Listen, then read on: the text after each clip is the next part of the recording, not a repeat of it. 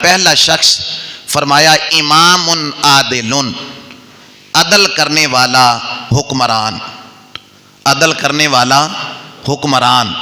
دوسرا فرمایا شاب نشا فی عبادت اللہ، وہ نوجوان کہ جس نے اپنی جوانی کو اللہ کی عبادت میں گزار دیا ہوگا۔ تیسرا فرمایا رجل قلبہ معلق فی المساجد، وہ آدمی کہ جس کا دل مسجد میں ہی اٹکا رہتا ہو۔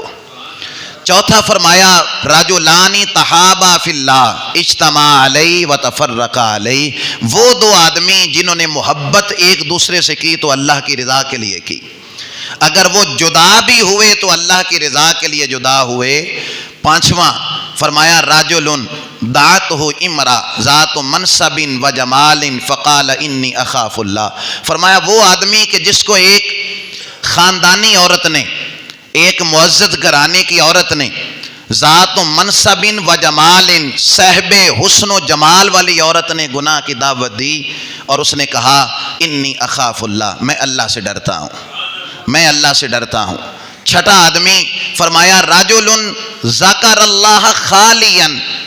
ففادت عیناہ، فرمایا وہ آدمی جس نے تنہائی میں اللہ کو یاد کیا اور پھر اس کی آنکھوں سے آنسو جاری ہو گئے، جس نے تنہائی میں اللہ کو یاد کیا پھر اللہ کے خوف سے اس کے آنسو جاری ہو گئے۔ ساتویں نمبر پہ فرمایا رجل تصدق بصدقۃ فاخفاها حتى لا تعلم شمالہ ما تنفق یمینہ،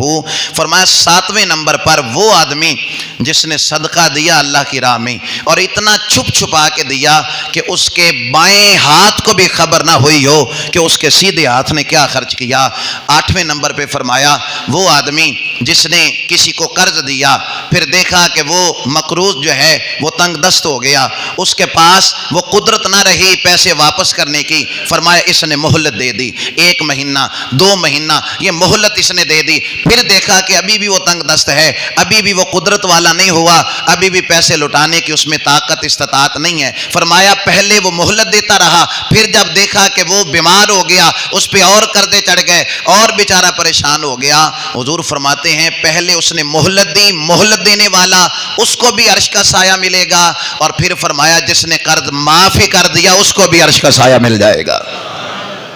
اور 10ویں نمبر پہ فرمایا، یعنی 8واں نمبر کیا تھا کہ جس نے کسی کو قرض دیا پھر اس کو مہلت دے دی، 9ویں نمبر پہ فرمایا جس نے قرض دیا اور پھر قرض معافی کر دیا، اور 10ویں نمبر پر جس کو قیامت کے دن اللہ کے عرش کا سایہ ملے گا، فرمایا وہ آدمی جو اللہ کی راہ میں شہید ہو جاتا ہے۔ اس شہید ہونے والے کے بارے میں بھی حضور فرماتے ہیں اللہ اس کو اپنے عرش کا ٹھنڈا سایہ عطا کرے گا۔